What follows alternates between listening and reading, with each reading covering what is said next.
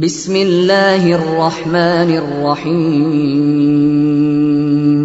عادت ہو جائے نا دعا مانگنے کی علیحدہ سے رات کو، حضور نے فرمایا جو فرض نماز کے بعد دعا مانگے اللہ اس کی قبول کر لیتا ہے۔ نبی پاک صلی اللہ تعالی علیہ وسلم نے فرمایا اللہ مسافر کی دعا قبول فرماتا ہے۔ حضور نے فرمایا اللہ مظلوم کی دعا قبول فرماتا ہے۔ حضور نے فرمایا بیمار سے دعا کراؤ اللہ اس کی دعا قبول فرماتا ہے۔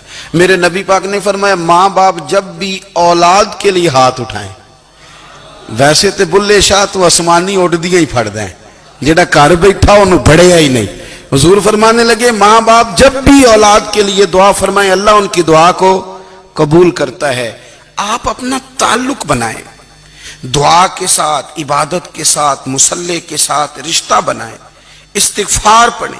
صلاح الدین ایوبی صلیبی جنگوں میں تھے، رات کو مسجد اقصی میں نماز پڑھی تو پریشان تھے۔ ایک بزرگ سے ملاقات ہوئی تو وہ کہنے لگے کہ آپ بڑے پریشان ہیں۔ کہنے لگے حضور پریشان اس لیے ہوں کہ پہلے ہی مسلمان کمزور ہے، اب میں نے سنا ہے دشمن کا ایک بحری بیڑا وہ جنگی سامان سے بھرا ہوا آ رہا ہے، تو اب ان کے پاس اور تلواریں اور نیزے آ جائیں گے، مسلمانوں کے پاس پہلے ہی وسائل کی کمی ہے، پریشان ہو کس طرح کر کے مقابلہ کریں گے۔ یہ بات کہتے ہی صلاح الدین ایوبی نے بزرگوں سے کہا حضور آپ بھی دعا کرنا، دعا کی بڑی طاقت ہے۔ میرے نبی پاک نے فرمایا دعا مومن کا ہتھیار ہے، دعا مومن کا۔ حضور نے فرمایا تقدیر کو سوائے دعا کے کوئی چیز نہیں بدل سکتی، دعا مومن کا ہتھیار ہے، یہ کافر کے پاس کوئی نہیں، یہ ہتھیار ہے مومن کا۔ اللہ کرے آپ کو سمجھ آئے، پھر سنیں کئی بار کہہ چکا ہوں یہ ہتھیار ہے۔ کافر کے مقابلے میں جو تیرے پاس سب سے بڑا ہتھیار ہے وہ دعا ہے۔ دعائیں کرانی چھوڑ دی، کرنی چھوڑ دی، لینی چھوڑ دی۔ حضرت سیدنا انس بن مالک رضی اللہ تعالیٰ عنہ فرمایا کرتے تھے میں نے وہ رنگ دیکھا ہے جب حضور دعا مانگتے تھے اور حضور کی مقدس آنکھوں میں آنسو بھی ساتھ ہی بہا کرتے تھے، میں نے وہ انداز دیکھا۔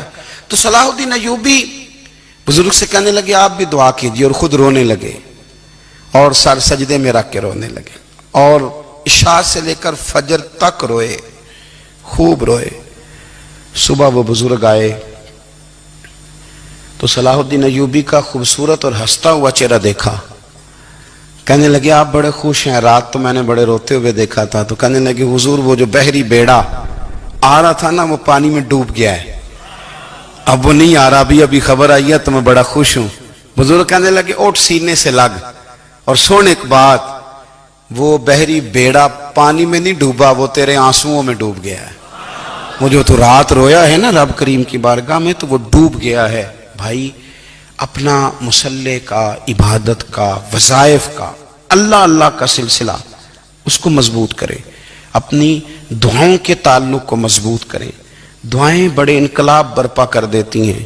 ہم تھوڑے نا جب سے خشک ہوئے ہیں نا، خشک، اور میری تو جماعت ہی صوفیاء کی جماعت تھی، ہم تو داتا علی اجمیری کی جماعت سے، ہم تو خواجہ اجمیری کی جماعت سے، ہم تو شیخ احمد فاروق سرہندی کی جماعت سے، ہم تو صوفیاء کی جماعت۔ ہماری جماعت نے بھی وہ تعلق جو ہمارے بزرگوں نے بنایا تھا۔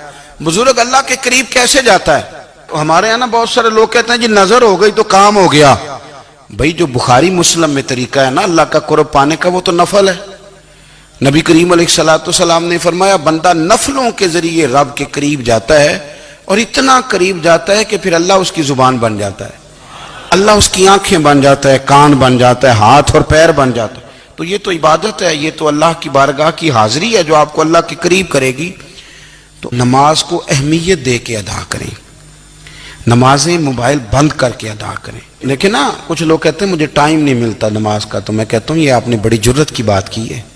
مجھے کو میرا پیر بھائی کہہ دینا میرے پاس ٹائم نہیں آپ کو ملنے کا، تو میں کہتا ہوں آج کے بعد آنا ہی نہ۔ میں تو کیا سمجھتا ہے تو بہت بڑا آدمی ہے، تیرے پاس ٹائم نہیں ہے اور ہمیں ملنے کا ٹائم، موج کر۔ تو آپ نے اللہ رسول کو کہہ دیا ٹائم نہیں۔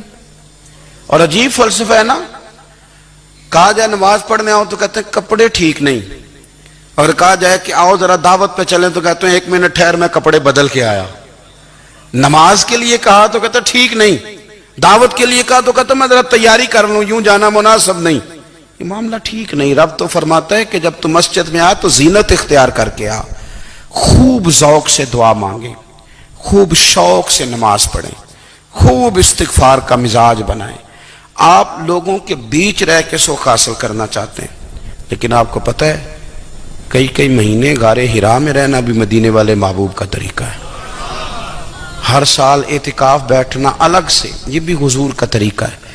مسجد نبی کے اندر دروازہ کھلتا تھا نبی کریم کا, پر گھر کے اندر نفل پڑھے نبی پاک.